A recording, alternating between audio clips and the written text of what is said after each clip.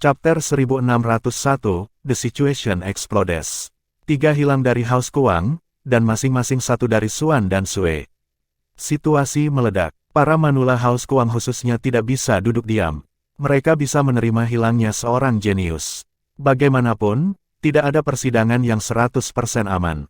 Namun, mereka kehilangan ketiganya. Ini adalah penghapusan total. Bagaimana mereka bisa menerima parodi semacam itu? Ini sama saja dengan langsung membunuh mereka. Para senior ini tidak bisa membayangkan bagaimana mereka akan menghubungkan situasi itu dengan bapa bangsa mereka. Dan bagaimana para tetua bereaksi. Pangeran Kekaisaran Huo, bagaimana mungkin kita kehilangan 5 orang? Salah satu senior House Kuang menginterogasi Pangeran Kekaisaran dengan agak kasar. Telapak tangan pangeran berkeringat. Kelima yang belum keluar mungkin sudah mati. Tuan Kuang Han, mungkin ada sesuatu yang menahan mereka di dalam. Mungkin kita harus mengirim ekspedisi untuk mencari mereka. Dia menoleh ke kepala sipir. Old Ding, kirim sekelompok bawahan terbaikmu untuk mencari. Ingat, kamu setidaknya harus menemukan beberapa petunjuk tentang keberadaan mereka. Cari setiap sudut jika kamu harus.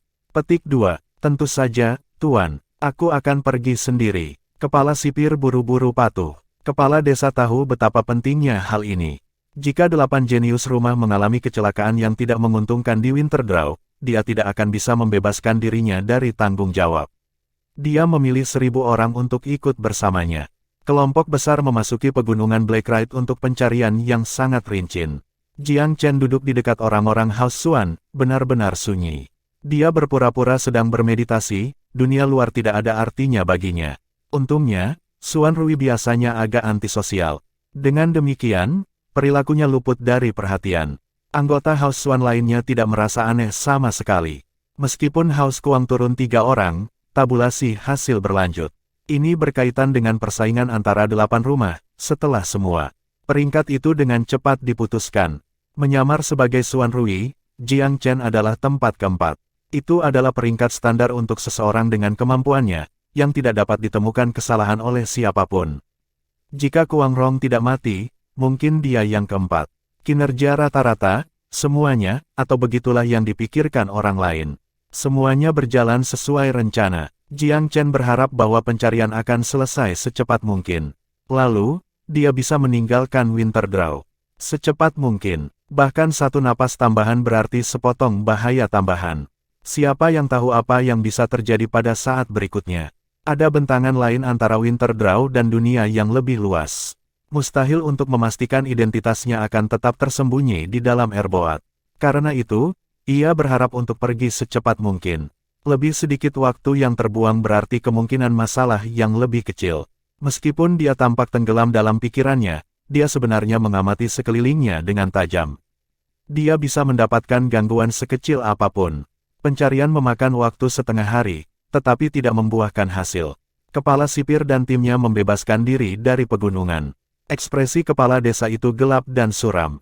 Bagaimana hasilnya? Pangeran Kekaisaran Huo buru-buru melangkah.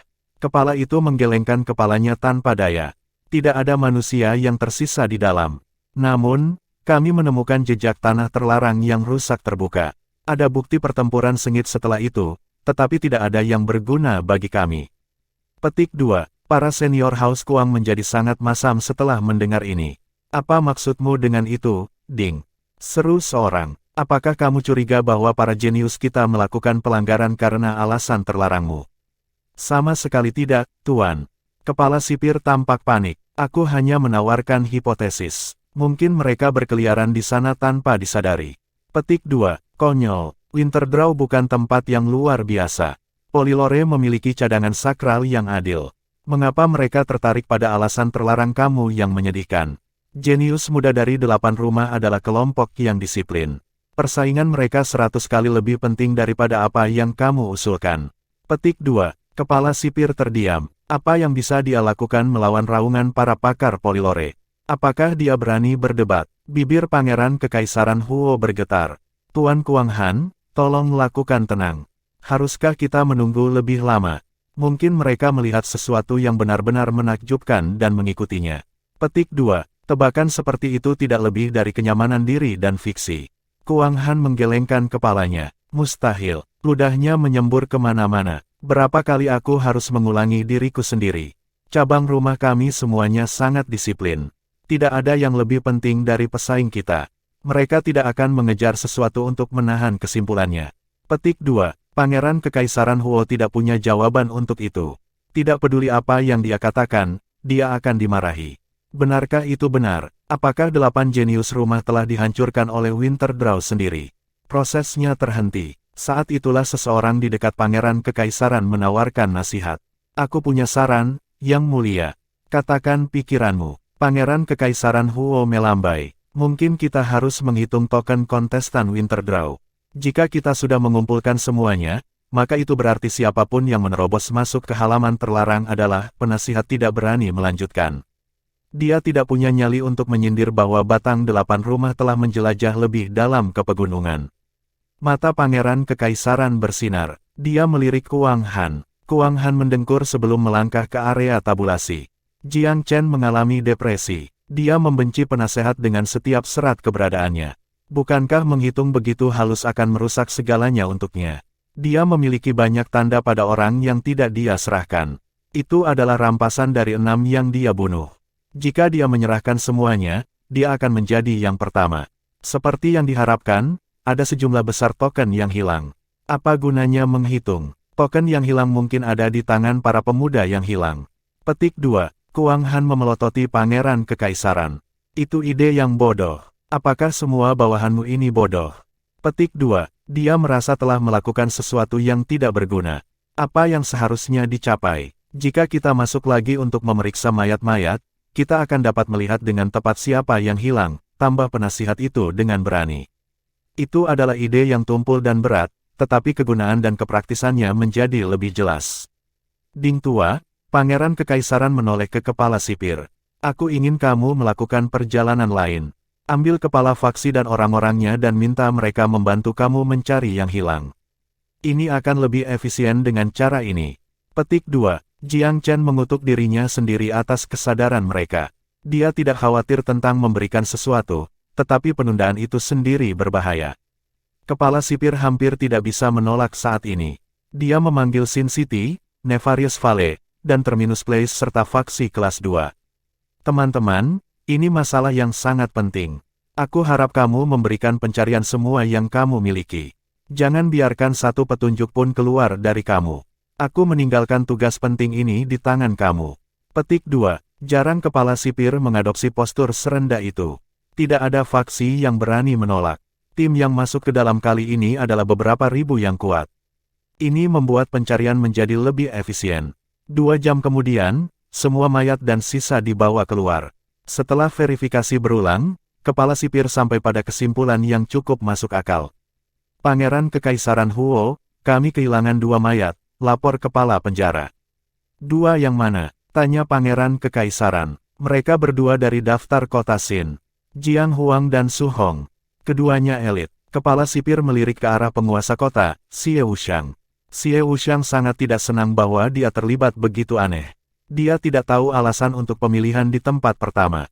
Apakah Sin City seharusnya bertanggung jawab hanya karena 2 jenius yang dipilihnya hilang? Dia tidak bisa menerima itu. Xie Wuxiang, kemarilah. Ceritakan sedikit tentang mereka berdua. Pangeran Kekaisaran memberi isyarat kepadanya. Tuan Sin City merasa sangat pasrah, tetapi akhirnya menurutinya. Su Hong sangat terkenal di kotaku. Menurut publik, dia adalah salah satu jenius muda terbaik di Winterdraw, katanya dengan jujur.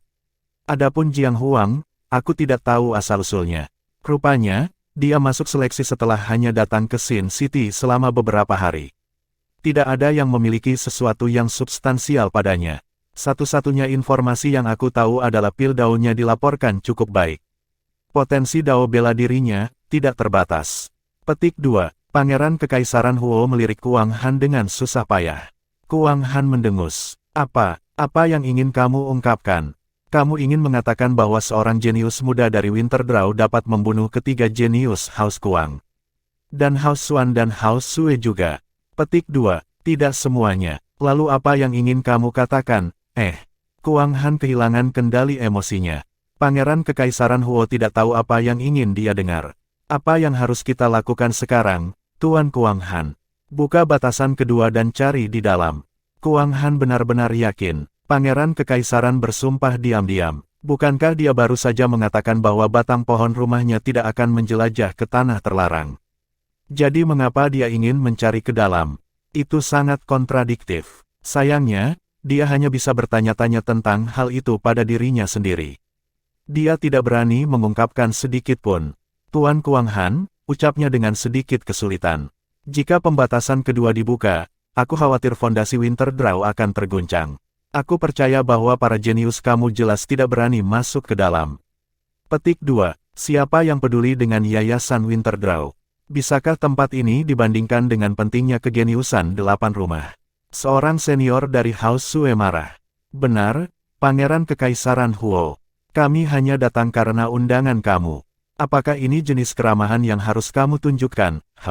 Senior lain dari House Suan mengungkapkan ketidaksenangannya.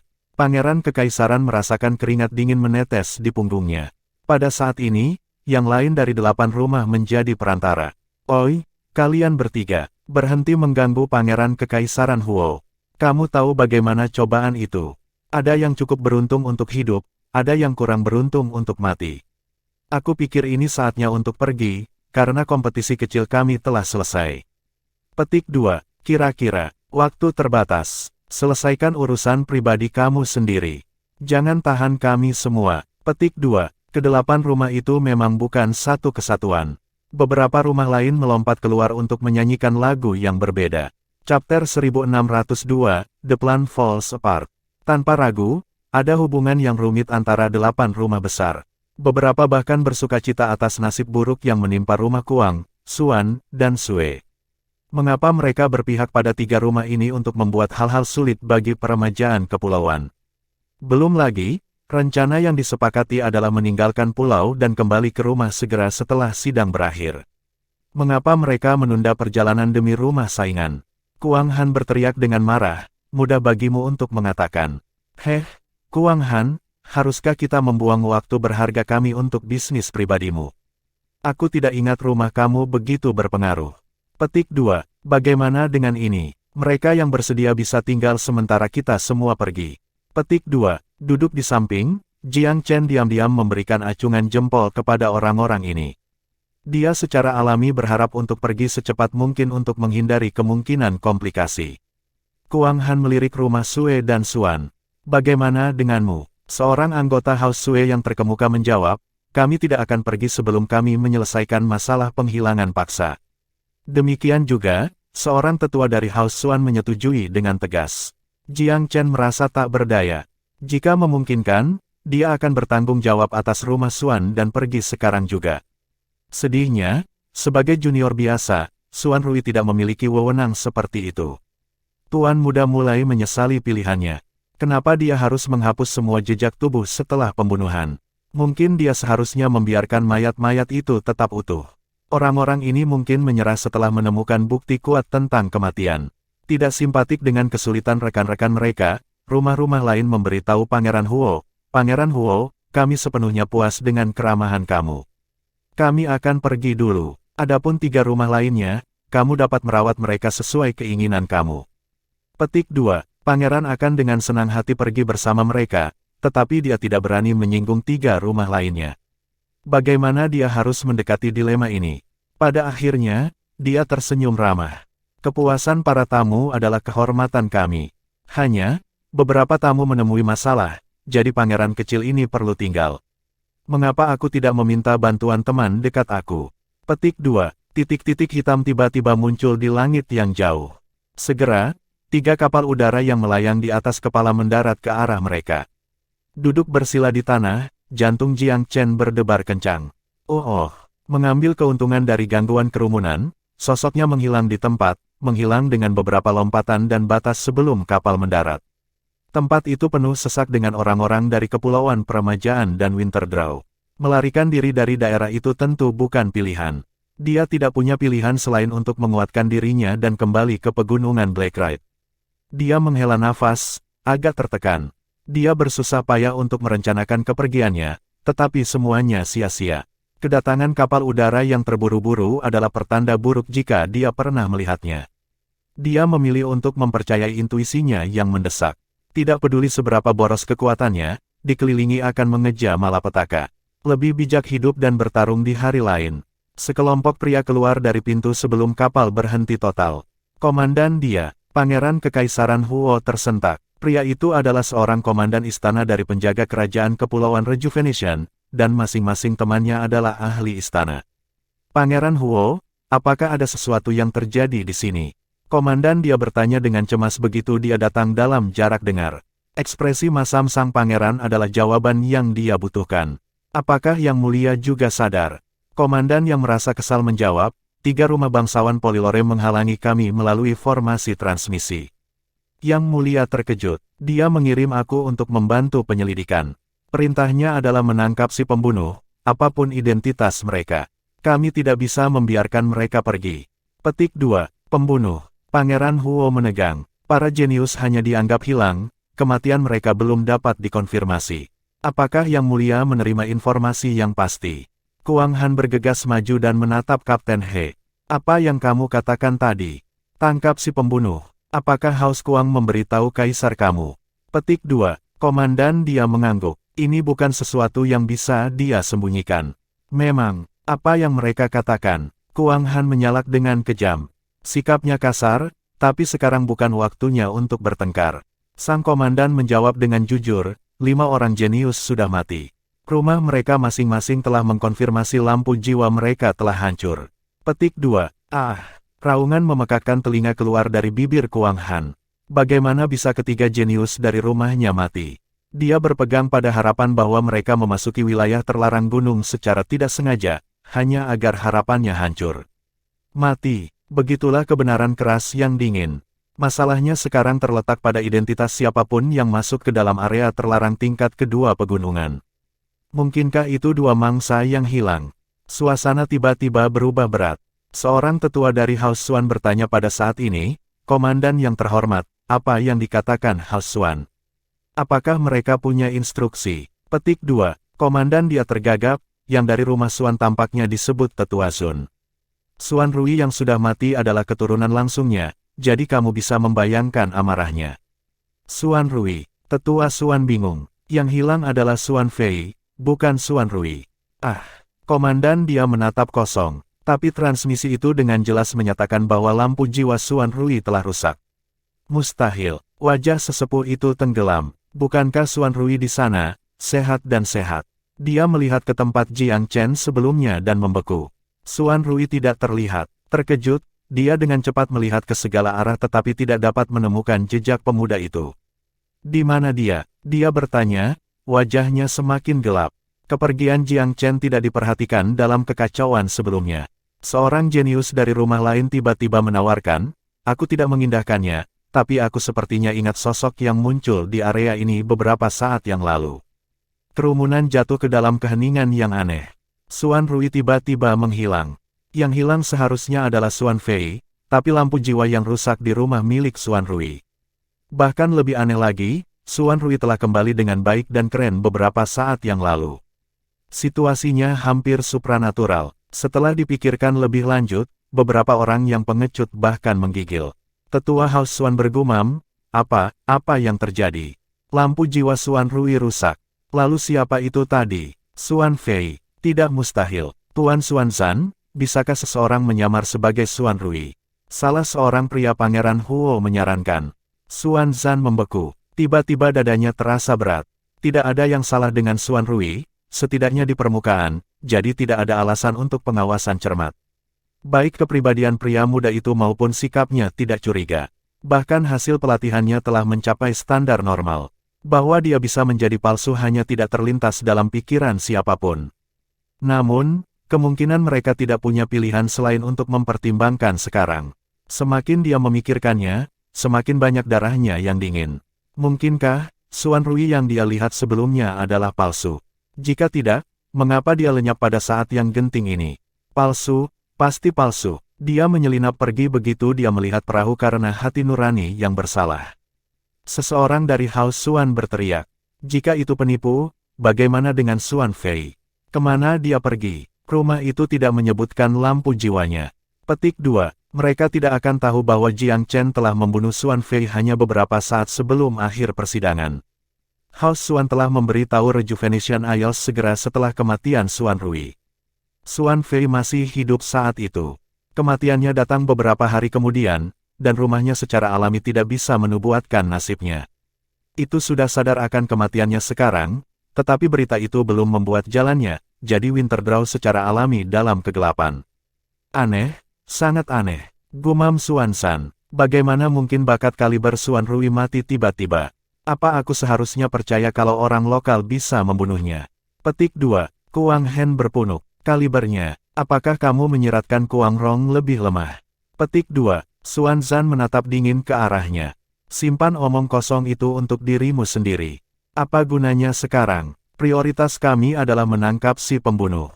Petik 2. Tuanku, jika Xuan Rui palsu, maka penipu itu harus berhubungan dengan si pembunuh, atau menjadi pelakunya sendiri. Tidak ada penjelasan lain yang mungkin, sela Sui. Apa motifnya untuk menyamar sebagai Xuan Rui setelah membunuhnya?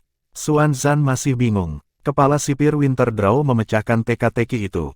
Tuanku, jika dua mangsa benar-benar penyebabnya, maka mereka pasti telah merencanakan untuk menggunakan identitas Tuan Muda Xuan Rui untuk meninggalkan pulau. Wajah ketiga manula rumah itu jatuh pada penjelasan. Diduga, kejeniusan mereka telah dibunuh oleh mangsa yang mereka buru. Bahwa pembunuhnya cukup berani untuk menyamarkan dirinya ketika korbannya memiliki keberanian dan keterampilan yang luar biasa bahkan oleh standar Polylore. Chapter 1603, No Other Option. 5 rumah lainnya sekarang telah berubah pikiran. Alih-alih pergi, mereka sekarang ingin tinggal dan menikmati pertunjukan. Tentu saja, mereka tidak berbaik hati untuk memberikan bantuan. Peremajaan Isles tidak bisa mengabaikan kemarahan gabungan dari 3 rumah bangsawan. Pangeran Kekaisaran Huo, Komandan He, serta tokoh-tokoh penting dari Winterdraw semuanya ada di situs. Yang paling memprihatinkan saat ini adalah Tuan Kota Xin, Xie Wushuang. 3 rumah itu mungkin telah kehilangan 6 orang jenius di antara mereka, dan para kontestan dari kotanya adalah penyebab yang paling mungkin. Xie Wushuang, lihat apa yang telah kamu lakukan. Jelaskan dirimu kepada tamu-tamu kita yang mulia. Kepala sipir memarahi, ingin melalaikan tanggung jawabnya dan melemparkan kentang panas ke penguasa kota. Namun, yang terakhir balas, wajahnya gambar tidak bersalah. Tuan pengawal, hamba kamu mengabdikan dirinya hati dan jiwa untuk mengatur seleksi atas perintah kamu. Aku yakin uji tuntas aku layak atas kepercayaan kamu. Petik 2. Dia benar-benar merasa dirinya tidak bersalah. Orang-orangmu tidak pernah memberitahuku bahwa pemilihan itu dimaksudkan untuk membekali Polylore dengan para jenius muda untuk diburu. Jika dia tahu, dia mungkin lebih berhati-hati dan menahan diri untuk mengirim kandidat yang terlalu kuat. Tetapi sebaliknya, sipir telah berulang kali mendesaknya untuk meningkatkan standar dan memilih krim tanaman. Bagaimana mungkin dia tidak sedih melihat waktu dan usaha yang dia habiskan untuk menggigitnya? Dia kurang ingin menjadi kambing hitam, untuk sedikitnya. Xuan Zan melempar kepala sipir dengan tatapan tidak puas. Potong obrolan sialan itu. Fokus pada si pembunuh. Dia yang kita inginkan. Petik 2. Kepala sipir bergegas menjawab, ya, tentu saja. Kami akan memburunya dan memberikan hukuman yang pantas baginya. Petik 2. Menyembunyikan penghinaan ekstrim mereka, Xiao Shang dan yang lainnya mengangguk dalam konser. Mereka adalah orang-orang yang merasa paling bersalah. Sebagai penduduk Winterdraw, mereka secara alami memusuhi orang luar. Mereka juga tidak senang melihat para jenius yang mereka pilih berubah menjadi mangsa. Pemburu terbunuh oleh mangsanya. Jenius kamu hanya memiliki ketidakmampuan mereka sendiri untuk disalahkan. Untuk apa kamu memukul? Bagaimana sedap dipandang? Melihat kurangnya antusiasme Xie Wushang, Kuang Han berkomentar dengan jengkel, kamu dipanggil Xie Wushang, benar. Aku mendengar kamu yang memilih kedua tersangka. Beritahu kami, siapa pembunuh yang paling mungkin keluar dari keduanya? Petik 2. Xie Wushang tidak berani mengungkapkan kebenciannya kepada orang-orang ini, jadi setelah beberapa pertimbangan, ia menjawab dengan hormat, menurut aku, itu seharusnya Jiang Huang. Su Hong sangat berbakat, tetapi lebih dari sekadar kejeniusan Polylore. Aku merasa sulit untuk percaya. Di sisi lain, aku tidak bisa melihat melalui Jiang Huang. Asal-usulnya juga misterius. Jiang Huang, Kuang Han, Xuan Zan, dan Sui Yi saling memandang dan mengangguk. Pangeran Huo, karena kita sekarang yakin kita berurusan dengan seorang pembunuh, bukankah kamu harus mengangkat batasan gunung sehingga kita bisa memburunya? Sang pangeran meremas tangannya. Tuanku, gunung-gunung benar-benar penting bagi pulau itu. Melukai fondasi mereka akan memengaruhi kesejahteraan seluruh pulau. Petik 2. Kuan Han meledak. Pangeran Huo, maksudmu apakah para jenius kita tidak sebanding dengan fondasi dari tanah pengasingan yang sepele? Memang, Pangeran Huo, aku pernah mendengar Winterdraw adalah pulau terlantar yang dimaksudkan untuk menampung para penjahat terburuk. Apa yang kita pedulikan tentang fondasinya? Xuan Zan menegur tanpa menahan diri. Untuk seorang pangeran yang ditinggikan di rumah kerajaan, untuk menjadi begitu keras bertentangan sulit untuk bertahan. Tetap saja, dia tidak mampu menyinggung orang-orang ini. Dia melemparkan pandangan canggung ke kepala sipir. Yang terakhir memanggil keberaniannya. Tuanku, tolong perburuan pembunuhnya kepada kami, sipir. Kamu tidak terbiasa dengan gunung-gunung dan mungkin menjadi korban banyak kecelakaan. Bergegas di dalam kepala mungkin lebih merusak daripada nilainya, sementara kita bisa menggunakan formasi untuk mengekornya. Kami memiliki peluang lebih baik untuk menangkapnya. Petik 2. Jaga mulutmu. Pangeran Huo, Warden Ding, aku tidak mendengar apa-apa selain alasan untuk mengusir kami. Apakah aku mengerti bahwa kamu berkolusi dengan si pembunuh? Petik 2. Pangeran memucat. Ketiga rumah itu hampir kehilangan rasionalitas mereka. Dia tidak punya pilihan selain untuk mengeluarkan senyum minta maaf. Tuanku, Warden Ding tidak salah. Masalah benar-benar menunggu di setiap kesempatan jika kamu tidak terbiasa dengan medan. Para sipir adalah penduduk setempat dan tahu setiap sudut dan celah. Sebaiknya tinggalkan pengejaran bagi mereka. Mengapa kamu tidak beristirahat di dekatnya dan menunggu kabar baik mereka? Kuang Han membanting tangan di atas meja. Pangeran Huo, aku tidak ingin mendengar omong kosong ini. Apakah kamu menyuruh kami untuk melakukan sesuatu yang sama pentingnya dengan penangkapan pembunuh jenius kami? Kita harus berpartisipasi dalam ini. Paling-paling, biarkan sipir membimbing kita jika mereka tahu medan dengan baik. Petik 2. Benar, Pangeran Huo, menolak berarti kamu memiliki motif tersembunyi. Petik 2. Karena orang-orang ini tahan terhadap alasan, sang pangeran mengundurkan diri ke hal yang tak terhindarkan dan menjaga kedamaiannya. Dia tidak bisa menentang mereka bahkan jika dia mau, jadi dia segera mengangguk.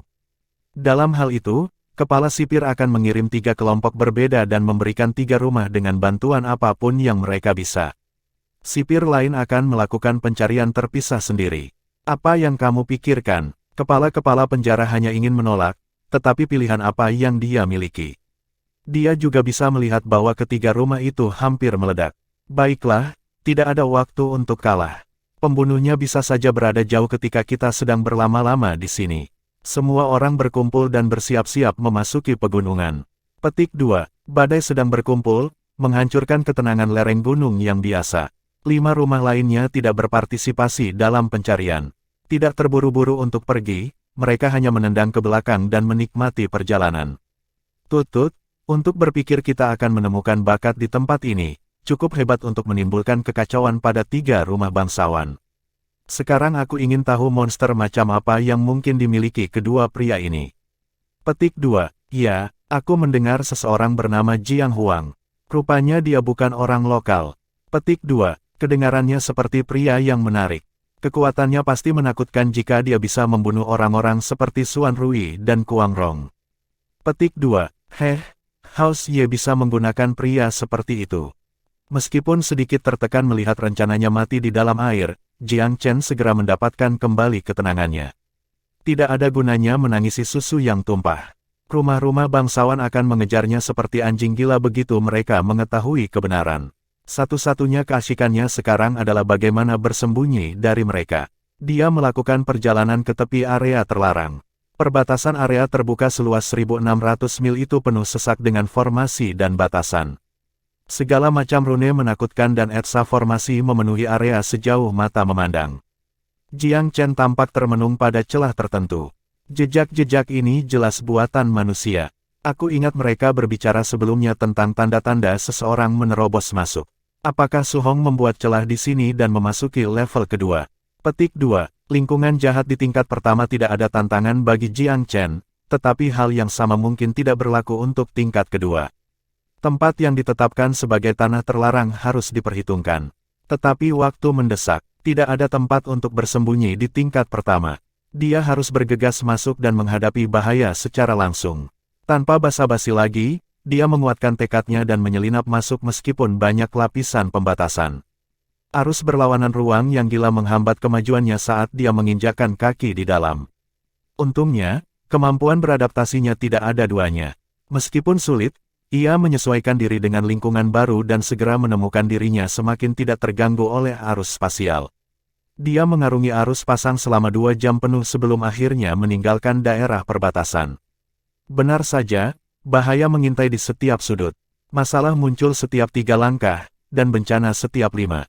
Untungnya, kesadarannya yang luar biasa memungkinkannya menemukan jalan keluar dari setiap situasi yang berbahaya. Tempat yang menakutkan, aku takut pada Su Hong jika dia benar-benar masuk.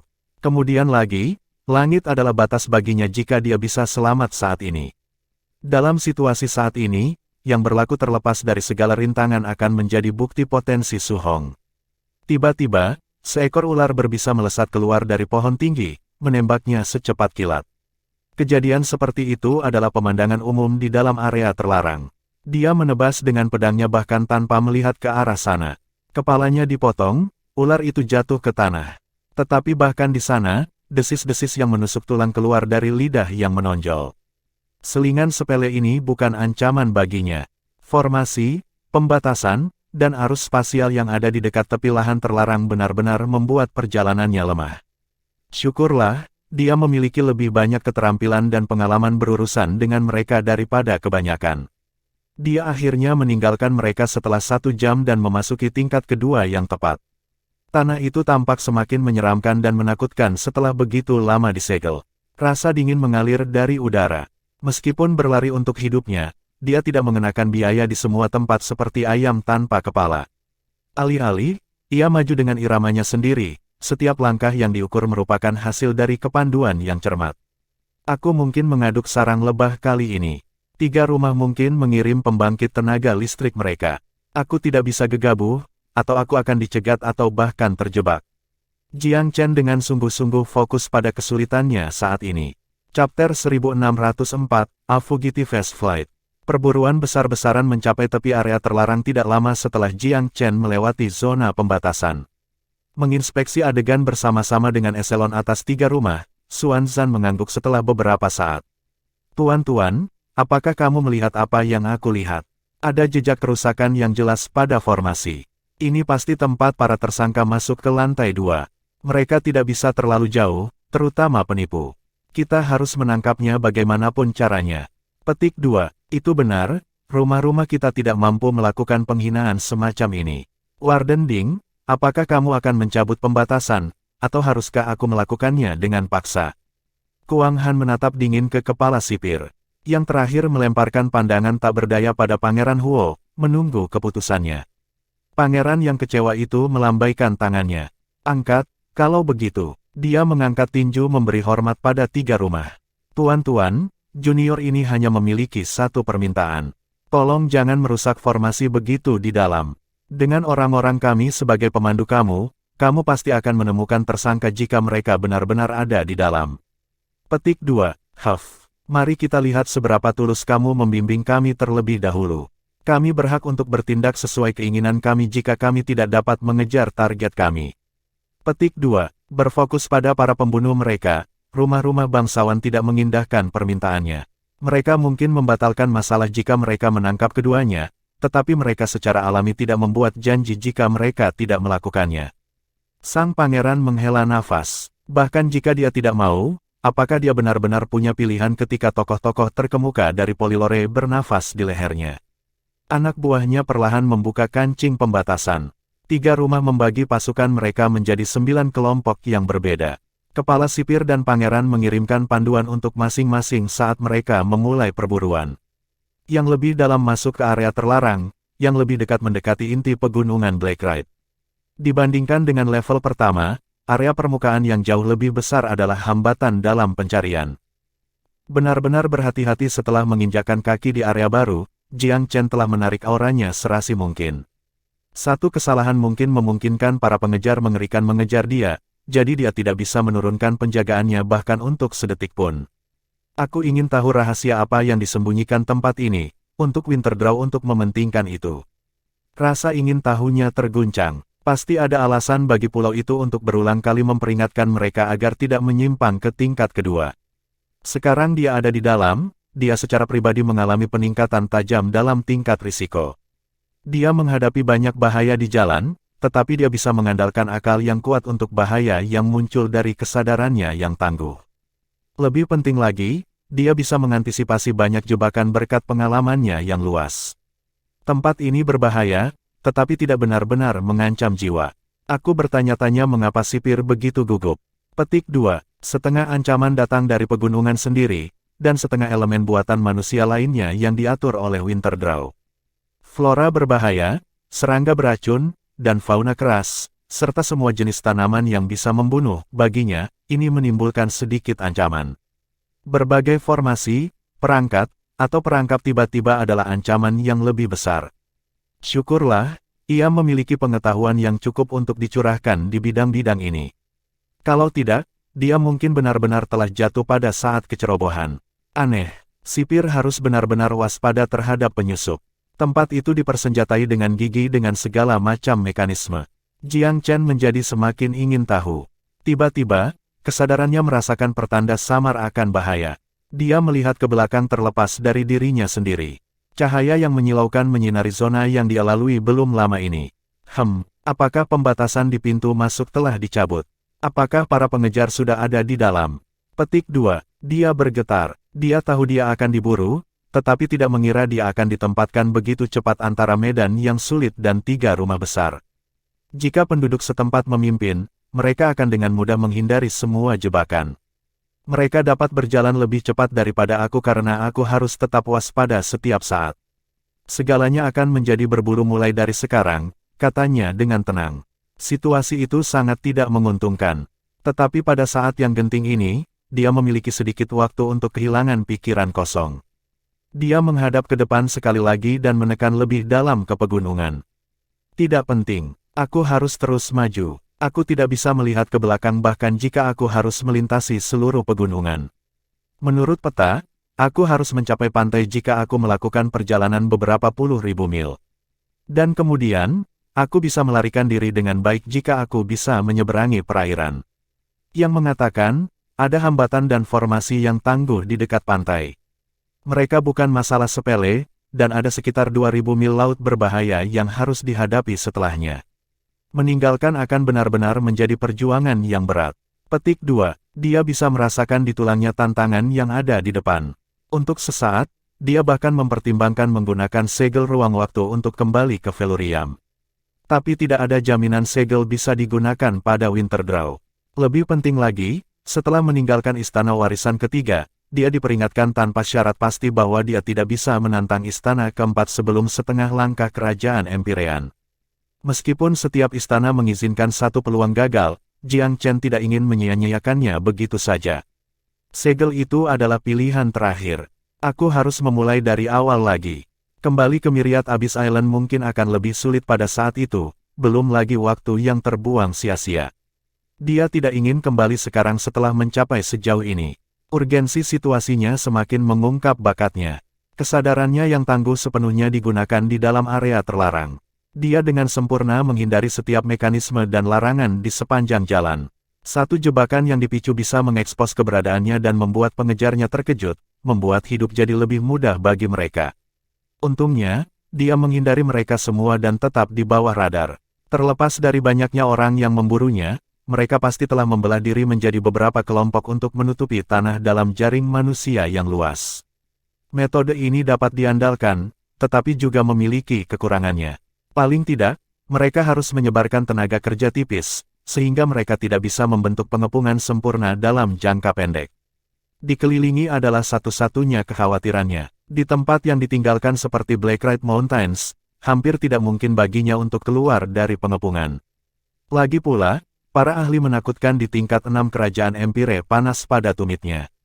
Ini bukan pertama kalinya dia bersaing dengan keberadaan seperti itu, tetapi dia sepenuhnya mengandalkan tipu daya untuk mengalahkan Embattled Savage, Forevater Bambu. Dia merasa peluangnya untuk menang dalam konfrontasi langsung tidak ada. Dan selain dari segel ruang waktu, tidak ada kartu asnya akan membantu. Jadi dia tetap berhati-hati seperti sebelumnya. Dia menemukan dirinya di wilayah yang tidak dikenalnya. Dia berada di tanah musuh, tak satu pun dari kesulitannya bagian dari rencananya. Keadaan telah memaksanya untuk beradaptasi berkali-kali, dengan kuat menempatkannya pada kaki belakang. Dia bepergian selama 2 hari tanpa istirahat, pikirannya tegang karena ketegangan yang konstan.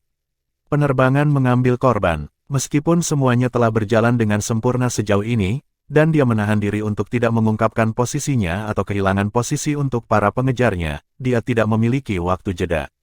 Dia tidak pernah merasa aman atau bebas dari perburuan itu. Energinya hampir habis setelah melarikan diri selama 2 hari 2 malam berturut-turut. Aku tidak bisa terus seperti ini. Aku perlu istirahat. Dia sangat ingin mempercepat perjalanannya, tetapi akhirnya ada alasan. Bahkan beberapa jam meditasi akan menjadi keuntungan besar untuk mengurangi kelelahannya yang berlebihan dan membantunya pulih. Terlepas dari keputusannya, dia tidak berani berhenti segera. Dia mengatur beberapa tikus gold beater di pinggir jalan sebagai pengintai dan penjaga. Persiapannya selesai, ia menemukan tempat terpencil dan mulai bermeditasi. Setiap detik penting, dia perlu meregenerasi cadangannya untuk menghadapi kesulitan yang bahkan lebih besar di depan. 9 kelompok pengejar terkadang bepergian bersama dan kadang-kadang menempuh jalan mereka sendiri.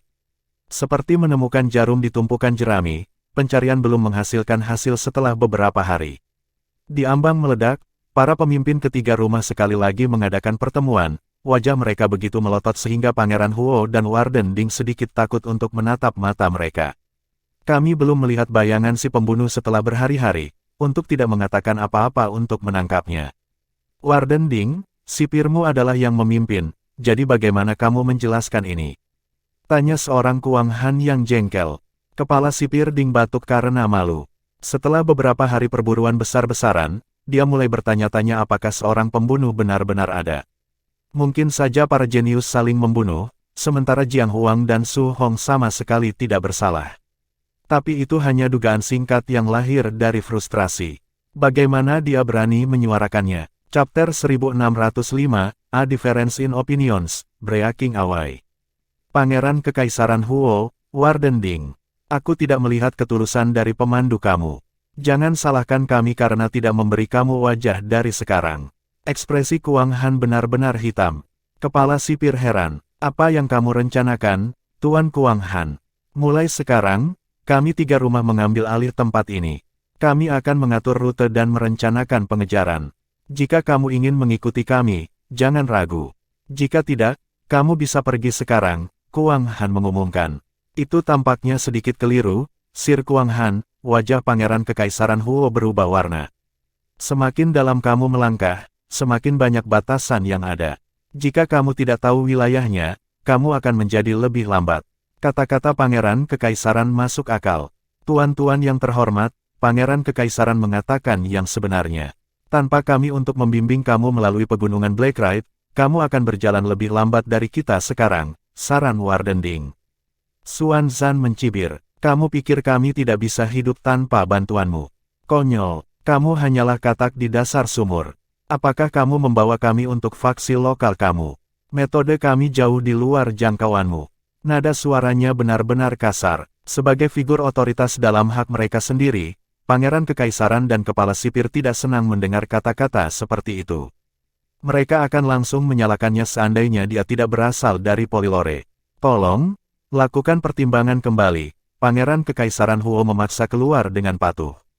Cukup, Kuang Han melambaikan tangan. Sudah diputuskan. Warden Ding sudah cukup banyak dari penduduk asli Polilore kerak atas ini. Sebagai Kepala Sipir Winterdraw, dia adalah orang penting di seluruh kepulauan peremajaan. 3 rumah itu kuat, tetapi para manula yang datang belum tentu lebih kuat darinya. Paling-paling, mereka sebanding dalam keterampilan. Karena perbedaan status, Kepala Sipir menahan semua keluhan. Tetapi dia mengalami kesulitan menjaga keadaan lagi. Ekspresinya menjadi gelap, nadanya sendiri benar-benar berubah dari yang terhormat. Sebagai Kepala Sipir Winterdraw, aku tidak bisa menentang kehendak bangsawan Polilore, katanya dingin. Namun, aku punya kata peringatan. Kuang Han mencibir. Apakah kamu mencoba untuk menghentikan kami dengan paksa? Petik 2. Sebagai bangsawan dari negara ilahi, kamu memiliki kemampuan untuk memperlakukan kepulauan peremajaan seperti yang kamu inginkan, jawab kepala sipir. Bahkan jika aku ingin menghentikanmu, aku tidak akan bisa mengingat situasinya. Ini sangat terpisah dari itu. Petik 2. Kalau begitu pergilah. Kuang Han menjadi terpisah juga. Jika kamu benar-benar ingin memiliki segalanya sesuai keinginan kamu dan memutuskan jalan kamu sendiri, maka Winterdraw tidak lagi bertanggung jawab atas apapun yang terjadi di pegunungan Blacklight. Apakah kamu menemukan pelakunya atau mengalami kecelakaan lain, itu bukan urusan kami. Warden Ding mengambil sikap keras. Cek Tes, sepertinya kamu pikir kami 3 rumah tidak akan bisa menangani gunung-gunung ini, Xuan Zan mengerutkan bibir. Aku tidak bermaksud meremehkanmu, jawab Warden Ding dengan hormat. Tetap saja, pegunungan Blacklight telah menjadi tempat yang berbahaya sejak zaman kuno. Tempat ini merupakan dasar bagi keberadaan Winterdraw itu sendiri. Sebagai tempat peninggalan kuno, bahayanya tidak bisa diperkirakan. Aku yakin akan satu hal. Bahkan kalian 3 rumah tidak dapat menjamin bahwa kamu masing-masing akan tetap terluka. Petik 2. Kepala sipir berada dalam posisi yang sulit. Dia tidak bisa terlalu yakin tentang pernyataan itu, tetapi dia harus membuat dirinya jelas. Jika mereka ingin menjelajah tanpa mempedulikan, kematian berikutnya tidak boleh disalahkan pada Winterdraw.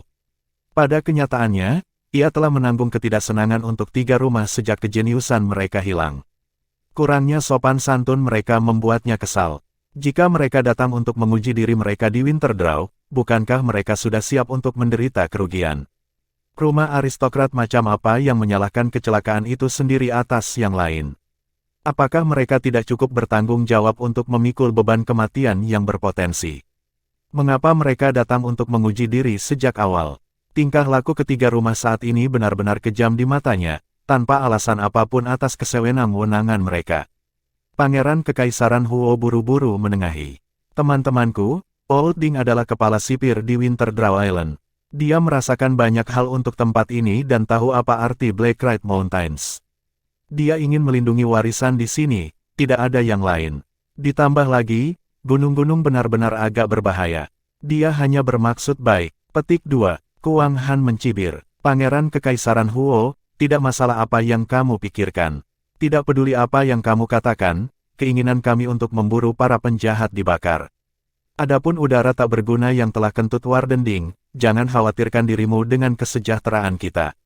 Kami akan bertanggung jawab atas apa yang terjadi mulai sekarang. Perhatikan urusanmu sendiri. Petik 2. Betul, ikuti kami jika kamu suka. Jika tidak, keluar dari sini. Xuan Zan tidak ingin membuang waktu lagi. Bibir Pangeran Kekaisaran Huo bergetar, dia menghela nafas tanpa daya. Warden Ding melemparkan pandangan serius pada sang pangeran. Baiklah kalau begitu. Dia mengangkat tinju memberi hormat. Kami tidak akan mengganggumu dengan kehadiran kami lagi. Kepala sipir tahu bahwa mereka hanya akan ditinggalkan oleh 3 rumah keras kepala jika mereka ikut. Jadi lebih baik tidak pergi sama sekali. Kita pergi. Kuang Han melambai tanpa melihat Pangeran Kekaisaran dan kepala sipir. Dia dan timnya pergi. Xuan Zan dan Sui memperbesarnya bersama dengan elit rumah mereka sendiri. Ekspresi Warden Ding dingin ketika dia menatap punggung mereka. Api membakar hatinya. Dia mati-matian ingin memberi perintah untuk membunuh mereka semua, jika mungkin. Pulau Winterdraw dan Pulau Peremajaan memiliki kekuatan untuk melakukannya. Ketiga rumah itu memiliki banyak pakar, tetapi jumlahnya sedikit. Winterdraw dan kepulauan di sisi lain, memiliki semua orang terbaik mereka di sini. Komandan dia menghela nafas. Warden Ding, kamu terlalu keras kepala. Kamu hanya akan berakhir menghina ketiga faksi ini pada akhirnya. Petik 2. Kamu melihat sikap mereka, balas kepala sipir dengan perasaan tidak senang yang jelas. Mereka sama sekali tidak memikirkan kita. Apa gunanya kita menghisap mereka? Akankah mereka menunjukkan kebaikan pada kita sebagai balasannya? Petik 2. Pangeran Kekaisaran Huo melambaikan tangan. Itu cukup mengeluh. Undangan kami ke 8 rumah seharusnya menjadi hal yang baik, tapi sekarang, aku tidak bisa mengatakannya, tragedi mewarnai suaranya. Warden Ding, apakah benar-benar ada teror yang tidak dapat diatasi di pegunungan Blacklight? Komandan dia bertanya dengan cemas. Aku tidak benar-benar mengenal diriku sendiri. Sudah cukup lama sejak aku menjadi kepala sipir, tetapi aku belum pernah kemana-mana di pegunungan ini. Selalu ada catatan sejarah. Ini adalah yang paling berbahaya dari 5 alasan terlarang yang kami miliki di sini di Winterdraw, dan tentu saja yang paling misterius. Terlebih lagi, setiap penyusup ke kedalaman gunung dilaporkan hanya dapat mengharapkan kematian. Petik 2. Bukankah itu akan menjadi sangat buruk? Komandan dia menjadi sangat cemas. Kematian beberapa orang jenius telah membuat 3 rumah menjadi panik. Jika sesuatu terjadi lebih jauh pada mereka, bukankah mereka akan membalikkan kepulauan permajaan? Petik 2. Jangan khawatir. Warden Ding menggelengkan kepalanya. Aku sudah mengurangi risiko itu. Dia mengangkat tangannya untuk memamerkan sesuatu di tangannya. Itu kristal rekaman. Perjalanan kita di sini, peringatanku barusan, keduanya telah direkam dalam kristal. 3 rumah tidak bisa menyalahkan kita di masa depan, bahkan jika mereka mau. Petik 2. Warden Ding menyerahkan kristal itu kepada Pangeran Kekaisaran Huo. Yang mulia, tolong simpan itu untuk kebutuhan di masa depan. Mungkin itu berguna di beberapa titik. Petik 2. Pangeran Kekaisaran sangat gembira. Baik, bagus sekali, Sipir Ding. Jika beberapa kecelakaan terjadi pada mereka, itu adalah kekeraskepalaan mereka yang harus disalahkan, bukan kepulauan permajaan. Petik 2. Ekspresi jelek komandan dia agak berkurang. Kristal rekaman adalah bukti yang sangat membantu. Ketiga rumah itu tidak mungkin tidak masuk akal atau tidak masuk akal. 5 rumah lainnya cukup puas dengan penerimaan rejuvenation terhadap mereka. Permusuhan apapun dari ketiga orang yang tercerai-berai ini perlu diatasi ketika semuanya terjadi. Kami pergi. Pangeran Kekaisaran akhirnya mengambil keputusan untuk tidak main-main dengan 3 rumah. Mundur, Warden Ding memberi sinyal. Dia dan orang-orangnya keluar. Warden Ding, komandan dia berlari ke arahnya. Jika seseorang melintasi pegunungan Blacklight, di mana dia akan berakhir? Kepala sipir menghentikan langkahnya. Mengapa kamu bertanya itu, komandan dia? Aku hanya khawatir. Jika kedua kontestan itu benar-benar melewati pegunungan Blacklight, tidakkah mereka akan lolos? Petik 2. Tidak mungkin. Kepala sipir Ding menggelengkan kepalanya. Pegunungan Blacklight tidak bisa dilalui dengan mudah. Kekhawatiran kamu salah tempat, komandan dia. Petik 2. Kita harus bersiap untuk yang terburuk. Jika mereka berdua benar-benar bertanggung jawab atas pembunuhan rumah-rumah itu, mereka memang talenta yang luar biasa. Pikirkan tentang hal ini, kamu akrab dengan tempat ini, Warden Ding, namun kamu tidak menemukan jejaknya setelah beberapa hari mencari dengan cermat. Apa buktinya? Mereka sama sekali tidak dapat diprediksi.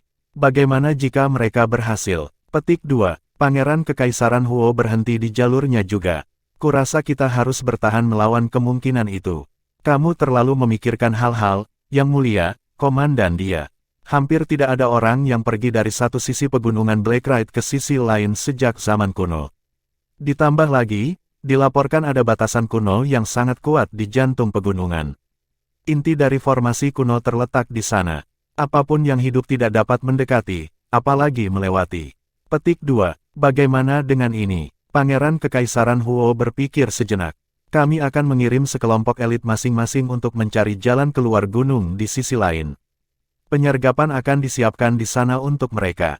Jika mereka tidak melakukannya, kami hanya akan membuang waktu beberapa jam saja. Jika mereka melakukannya, kita dapat memotongnya di tempat untuk mencegah mereka membahayakan formasi di tepi pulau. Kami tidak bisa membiarkan mereka melarikan diri. Petik 2.